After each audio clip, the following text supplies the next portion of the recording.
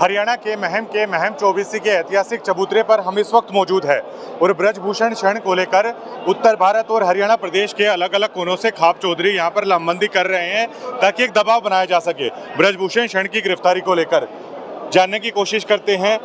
चाहर खाप से योगेश चाहर सिलानी है, काउंसलर भी है, यहाँ पे आए हुए हैं। सर, लगातार 1 महीने से है वो रेसलर्स है बैठे हुए हैं। अभी मैं चाचा तो खाप चौधरियों से बातचीत कर रहा था तो वो कह रहे थे सब कुछ जाम करना पड़ेगा, रोकना पड़ेगा और हमें लगता है देश में तानाशाही चल रही है। आपके क्या विचार इस मुद्दे को लेकर हैं? आखिर गिरफ्तार हो तो ब्रजभूषण कैसे हो?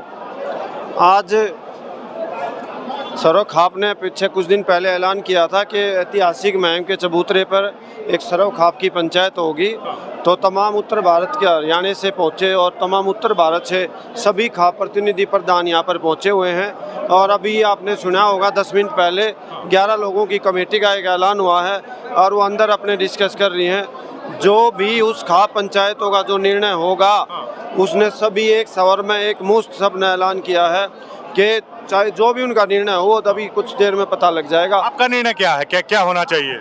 देखो, हम अभी बच्चे हैं, छोटे हैं, क्योंकि हमारे बुजुर्ग यहाँ पे आए हैं। जो बुजुर्ग जो निर्णय लेंगे, अगर वो कोई सुझाव मांगेंगे तो हम अपना सुझाव दे सकते हैं। क्या सुझाव होना चाहिए आपकी तरफ से? आप अपना निजी बताइए। कोई कठिन निर्णय लेना पड़ेगा, जैसे पीछे किसान आंदोलन के समय पर लिया था, ऐसे ही कुछ कठिन निर्णय लेने पड़ेंगे।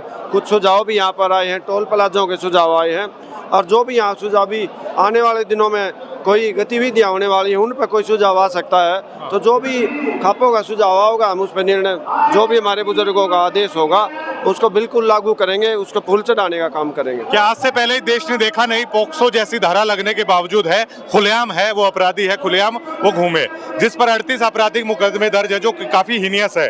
दूसरी तरफ एक ऐसे रेसलर्स है जिनकी अवार्ड की जो रिकॉर्ड है ना शायद उससे लंबी है, काफी चली जाती है। तो देश पूछ रहा है कि इतनी छूट क्यों ब्रजभूषण को?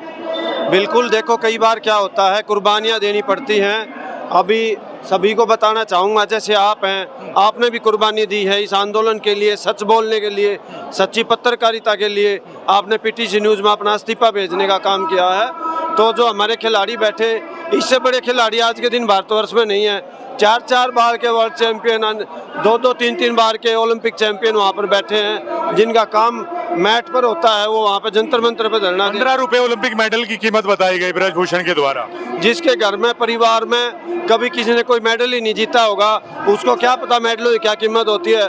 मेडल की कीमत यहाँ इन बुजुर्गों से पूछो जो वर्षों एक खिलाड़ी तैयार करने में मेरे ख्याल से 10 परिवारों का इतना खर्चा जितना एक खिलाड़ी का लगता है, उसका निकम्मे के नाकारे को क्या पता है खिलाड़ी तैयार करने में कितना समय लगता है, कितनी पुश्तें लग जाती है। ठीक है। कहाँ से आए हैं जी आप? मैं सर्व जातीय जाटू खाप 84 गांव धनाना से आया हूँ। ठीक है, आप आ तो गए हैं आज, तो यहाँ से क्या फैसला है वो लेके जाना चाहिए? हम तो भैया चाहते हैं कमेटी गठित कर दी गई है, कोई ठोस निर्णय हो। कैसा, किस तरह का ठोस निर्णय? ठोस निर्णय तो कुछ लेना ही पड़ेगा। कैसा होना चाहिए बताइए फिर? तक सरकार की कान पर जो भी नहीं रहेंगी, 1 महीना हो गया, चारों तरफ से दिल्ली को जाम करना पड़ेगा। दिल्ली का दूध, पानी, बिजली सब बंद करना पड़ेगा, तब थोड़ी बहुत मोदी की आँख खुलेंगी।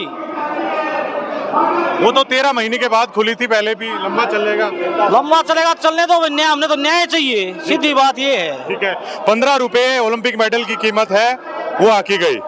ब्रजभूषण ने सुना होगा ना कि ओलंपिक मेडल्स 15-15 रुपए में आ जाते हैं। ओलंपिक मेडल है 15-15 रुपए में आ जाते हैं, ये ब्रजभूषण का कहना है। तो क्या कहेंगे महम चौबीसी के चबूतरे से?